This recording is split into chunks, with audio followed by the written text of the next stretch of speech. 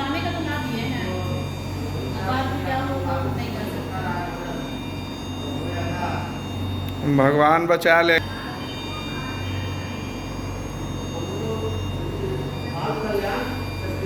Ventilator की ज़रूरत है, आप लोग क्या रिपोर्ट दिए, क्या कब तक ले जाया जाएगा? कल जो है ना, तो कल जाएगा, जिसको वेंटिलेटर आज चाहिए उसको कल भेजिएगा तो बचेगा। आज क्या प्रॉब्लम आ रहा है भेजने में, सो पूछ रहे हैं। ऐसे भंग है, इसके मेंबर जो हैं एडहॉक और उनको कहा गया है।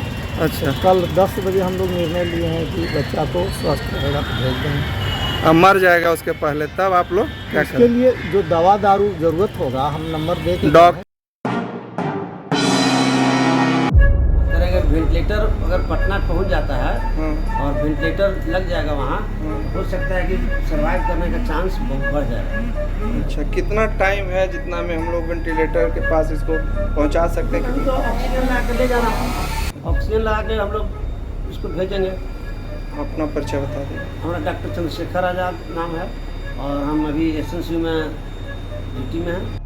नमस्कार, मैं मोनिका आर्य। नवजात शिशु को बचाने की मुहिम पांडोला में आपका स्वागत है। अक्सर मीडिया को सवालों के घेरे में खड़ा कर दिया जाता है, उसे इनसेंसिटिव, सेंसेशनल और न जाने कौन कौन से तमगों से अलंकृत किया जाता है। जिस तरह से मीडिया निशाने पर रहता है, ठीक उसी तरह से स्वास्थ्य विभाग को भी कटघरे में खड़ा किया जाता है।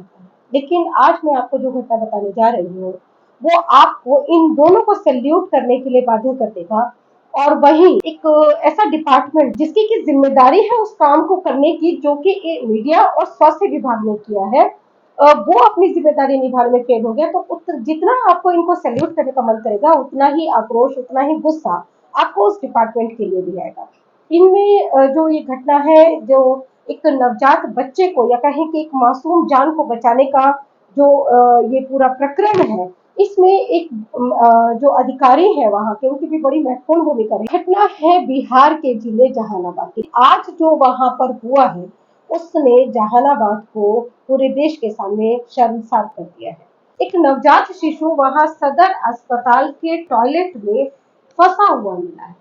वो जो टॉयलेट का जो पॉट होता है, उस पॉट में बच्चे की स्थिति ये थी कि उसका चेहरा और शरीर का आधा हिस्सा मुंह की तरफ से उस पॉट के अंदर था। उस जो एक उसमें छेद होता है उसके अंदर वो था, और उसका शरीर का बाकी हिस्सा पॉट में था। पूरे पॉट में पानी भरा हुआ था। क्योंकि वो बच्चा बीच में फंस गया था, तो पानी भी वहां से बाहर नहीं जा पा रहा था। तो कह सकते हैं कि वो बच्चा उस पानी में आधा डूबा हुआ था। बच्चे को उस परिस्थिति में देखने के बाद सब लोग यही कह रहे थे कि बच्चे की डेथ हो चुकी है, बच्चा जीवित नहीं बचा है। लेकिन शायद इस बच्चे की जो बच्चे के साथ जो हुआ, उस तरह के मामलों के लिए ही ये कहा जाता है कि ईश्वर है और ईश्वर चमत्कार करते हैं। ये बच्चे को जब ऐसी परिस्थिति में देखा गया, तो किसी ने न्यूज़ 18 के जो रिपोर्टर हैं राजीव रंजन विमल जी, उनको फोन कर दिया। राजीव जी वहां पहुंचे और बच्चे को उस तरह से देखा।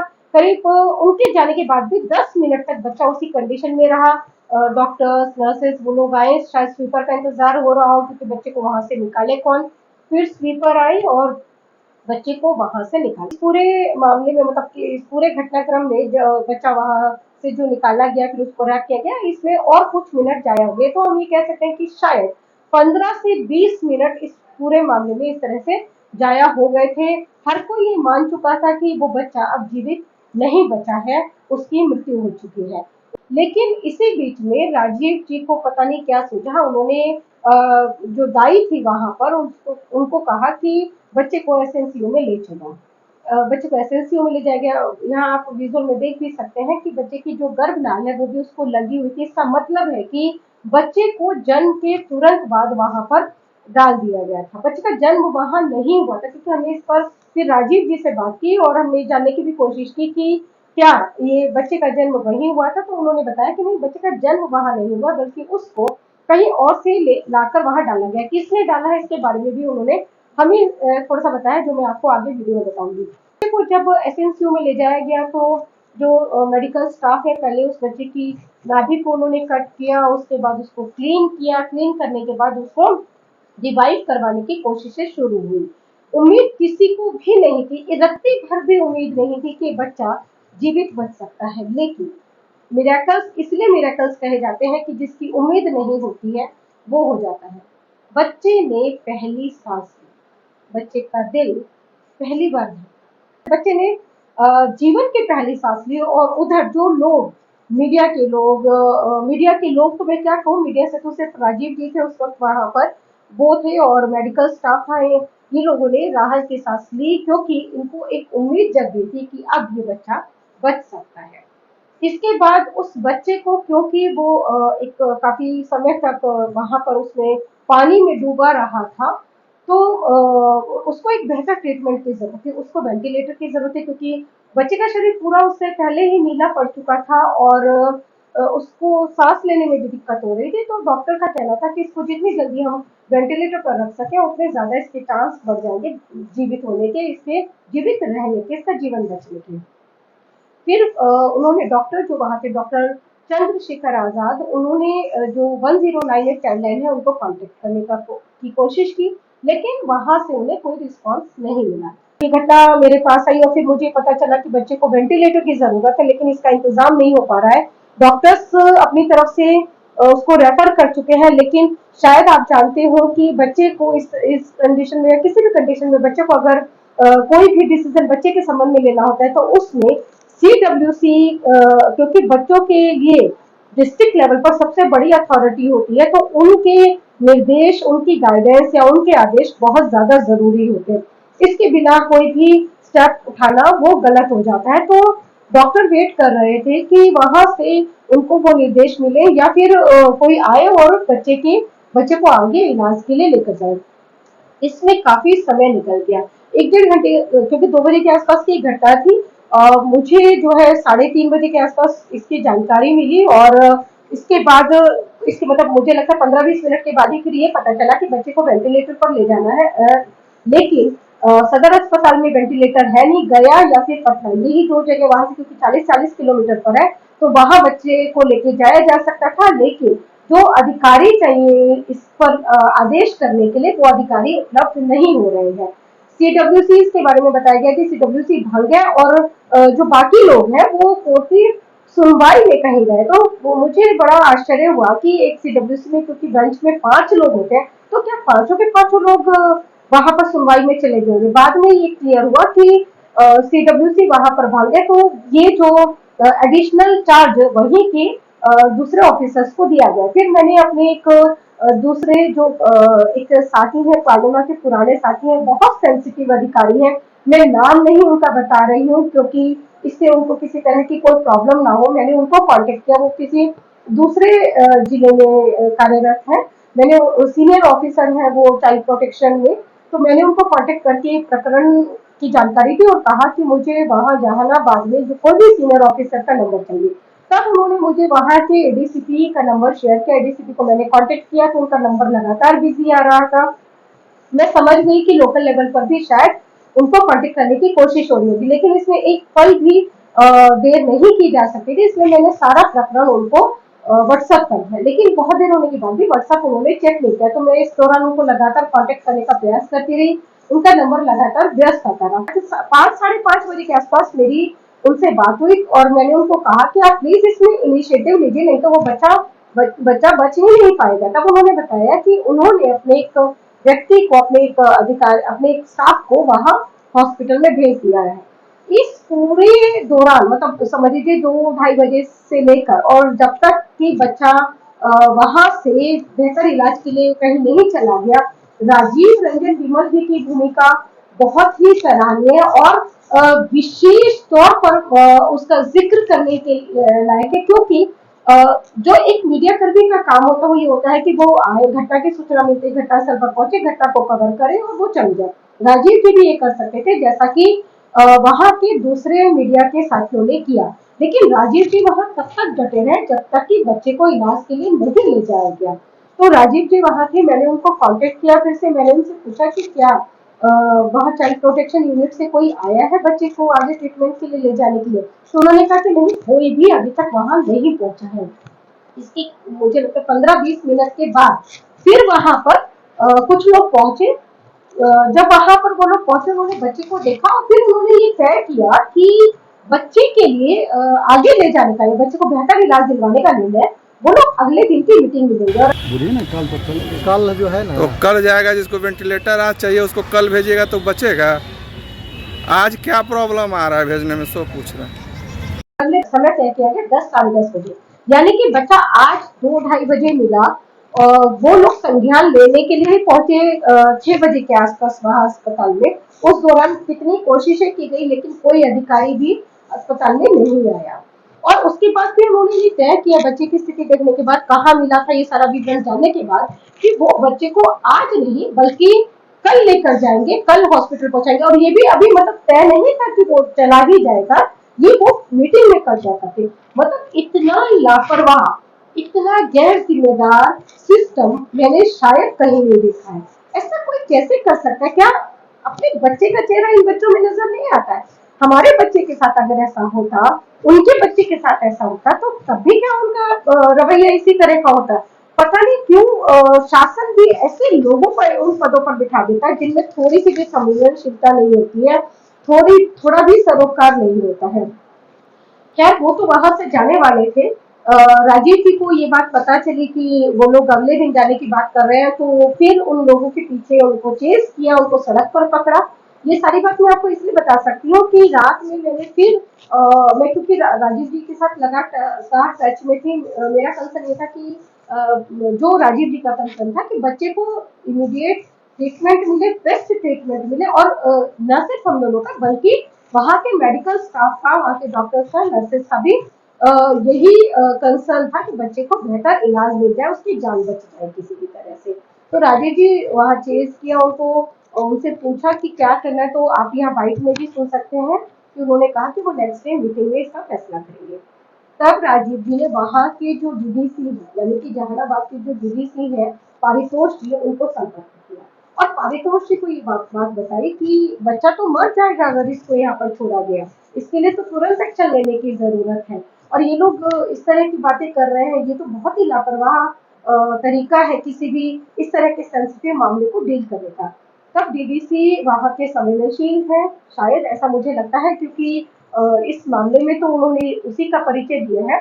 उन्होंने कहा कि मैं एडीएम को, जो कि अभी चाइल्ड प्रोटेक्शन के इंचार्ज में है, मैं अभी उनको अस्पताल में भेजता हूँ। और फिर उन्होंने एडीएम को वहां पर भेजा। एडीएम का नाम क्या है ये राजीव जी को भी नहीं पता और हमें भी नहीं पता चलता है, क्योंकि जब एडीएम वहां घटनास्थल पर पहुंचे तो बकौल राजीव जी वो उनसे बात करने से कतराते रहे। वो कुछ नाखुश भी थे क्योंकि 6 साढ़े 6 या उससे भी थोड़ा देर हो गई थी, वक्त शाम का था और वो लोग सब इस बात से नाराज थे कि इतनी देर शाम में उस बच्चे के लिए उनको एफर्ट्स करने पड़ रहे हैं और राजीव जी की वजह से उनको ये काम करना पड़ रहा है जिसमें कि उनकी बिल्कुल भी, जिसको करने की उनकी बिल्कुल भी इच्छा नहीं है। अंत में उनको उस बच्चे को पटना ले जाना पड़ा। लेकिन होना ये चाहिए था कि जैसे ही चाइल्ड प्रोटेक्शन यूनिट को इस बच्चे के बारे में पता चला, तुरंत वहां से किसी अधिकारी को अस्पताल पहुंचना चाहिए था। ये जो इतना समय वेस्ट किया बच्चे को ट्रीटमेंट दिलवाने में, उसको ले जाने में, वो समय व्यर्थ नहीं होता और जल्दी बच्चे को ट्रीटमेंट, बेस्ट ट्रीटमेंट या वेंटिलेटर पर उसको ले जाने का अगर ये सुविधा मिल जाती तो जो उसके बचने के चांसेस है वो कई गुना बढ़ जाते। उसके बचने के चांसेस एक और वजह से भी बढ़ सकते थे जिसके बारे में मैं आपको आगे बताऊंगी। मैं फिलहाल धन्यवाद अदा करना चाहूंगी पारितोष जी का, डॉक्टर चंद्रशेखर आजाद जी का, जो वहाँ नर्स थी हेमलता जी, उनका, और सबसे ज्यादा मैं राजीव जी को सैल्यूट करना चाहूंगी क्योंकि बच्चे को इलाज देने का जो पहला प्रयास था, जो पहला विचार था, ये राजीव जी के मन में आया। उन्होंने इंसिस्ट किया कि उसको एक बार ट्रीटमेंट देकर कोशिश की जाए कि शायद बच्चा रिवाइव कर जाए। ईश्वर ने अपना काम किया, डॉक्टर्स ने अपना काम किया, मीडिया कर्मी ने अपनी हद से बाहर जाकर वो काम किया जिसकी उनकी जिम्मेदारी भी नहीं थी, लेकिन जिनको अपनी जिम्मेदारी त्वरित तरीके से निभानी चाहिए थी वो इसमें फेल हो गए। लोग इन बच्चों की जिंदगियों से खिलवाड़ करते हैं, उनको तो उस पद पर बने रहने का 1 सेकंड का भी हक नहीं है, उनको तो तुरंत उनके पद से बर्खास्त कर देना चाहिए। बच्चों के मामले में जहाँ की एक सांस की कीमत वो बच्चा चुका रहा होता है, संघर्ष कर रहा होता है, उसमें इतना लापरवाह होना ये बिल्कुल भी बर्दाश्त नहीं किया जाना चाहिए। तो यहाँ मैं सिर्फ एक रिक्वेस्ट करना चाहूंगी, एक आग्रह करना चाहूंगी, जो भी लोग ये वीडियो देख रहे हैं काइंडली इसका ये वाला पोर्शन जो मैं अब कहने जा रही हूँ इसे आप जरूर अपने सर्कल में शेयर करें। आप इसको कट करके भी शेयर कर सकते हैं। और वो ये है कि कोई भी बच्चा किसी भी कंडीशन में वो चाहे मृत ही क्यों ना लग रहा हो, लेकिन एक एफर्ट बिना एक पल भी गवाए उस बच्चे को उस स्थिति से निकालने का और उसकी सांसें लौटाने के लिए उसको इलाज देने का होना चाहिए। इसमें एक सेकंड की भी देरी नहीं होनी चाहिए। जितनी जल्दी इस कार्य को अंजाम दिया जाए उतना ज्यादा इन बच्चों के बचने के चांसेस बढ़ जाते हैं और ऐसा मैंने कई घटनाओं में देखा है। तो मेरी ये रिक्वेस्ट है कि आप इसमें जरा भी देरी ना किया करें। बच्चा आपको भले ही मृत दिख रहा है लेकिन उसको वहां से निकालिए और उसको ट्रीटमेंट दिलाइए अर्लीस्ट पॉसिबल। जो भी पास में हॉस्पिटल है, नर्सिंग स्टाफ है, डॉक्टर है, जो कोई भी है आप वहां पर ले जाइए और बच्चे को ट्रीटमेंट दिलाइए। पहली जरूरत इसी की होती है। हम ये दुआ करते हैं कि ये जो बच्चा है ये बच्चे एक अच्छी जिंदगी इसको मिले और एक अच्छा बहुत प्यार करने वाला परिवार भी मिले।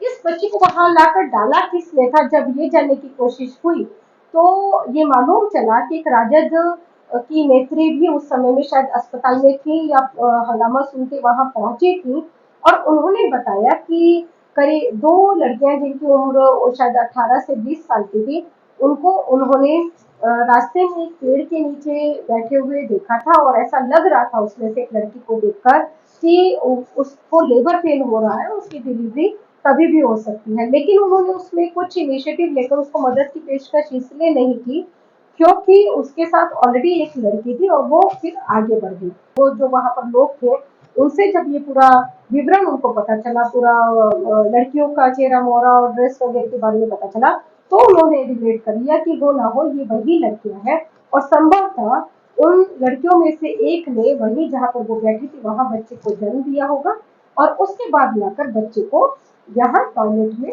डाल दिया होगा और उसके बाद वहां से उसको बाहर फ्लश चला के उसके बाद टॉयलेट का दरवाजा बाहर से बंद करके वो लोग बाहर से चलते हैं। हर वीडियो में लास्ट में कहती हूँ कि आप 1098 पर कॉल करके चाइल्ड लाइन से संपर्क कर लीजिए या अपने जिले की CWC से कांटेक्ट कर लीजिए और बच्चे को वहां पर सेफली सरेंडर कर दीजिए। लेकिन अब जबकि वहां चाइल्ड लाइन रिस्पॉन्ड नहीं कर रही है और CWC वहां पर फंक्शनल नहीं है तो मुझे अधिकारी बताएं, मुझे सरकार बताए कि मैं क्या फील करूं कि वो किससे संपर्क करती है वो लड़की, कहाँ अपने बच्चे को छोड़ती। शायद सरकार ना बता पाए क्योंकि उनके लिए भी ये कोई बहुत बड़ा मुद्दा नहीं है। लेकिन मैं आपको बताती हूँ अगर लड़कियों को मेरी ये बात सुन रही हो, इस वीडियो को देख रही हो तो मैं तुम्हें सिर्फ इतना कहना चाहती हूँ कि जो तुमने उस बच्चे को टॉयलेट में डाला उसी बच्चे को अगर तुम उस हॉस्पिटल के ही बेड पर किसी पर छोड़कर चली गई होती तो आज तुम्हारे ऊपर उंगलियां नहीं उठ रही होती, आज तुम कानून की नजर में अपराधी नहीं होती और पुलिस तुम्हें ढूंढ नहीं रही होती। वहां की पुलिस से भी अपील करूंगी कि आप पता लगाइए कि इस कार्य को किसने अंजाम दिया है, कौन है इसके पीछे, उन्हें पकड़िए और उनके जरिए मैसेज सारे लोगों तक पहुंचाइए कि बच्चे को इस तरह से छोड़ना, उसको मारने का प्रयास करना ये बहुत ही जघन्य अपराध है। इसको बिल्कुल अंजाम न दें। आपके पास सेफ सरेंडर का विकल्प है। अगर जहानाबाद जैसी परिस्थिति है तो कोई बात नहीं, आपको नहीं मालूम है कि कहाँ सरेंडर करना है। अस्पताल में बेड पर छोड़कर जाने में तो किसी तरह की कोई बुराई नहीं है ना। आप अस्पताल तक पहुंच ही गए हैं तो टॉयलेट की बजाय वार्ड का रास्ता चुनिए, वार्ड में बच्चे को एक बेड पर छोड़ दीजिए। बस इतना ही कहना चाहूंगी और इसी के साथ मैं इजाजत लेना चाहूंगी। नमस्कार।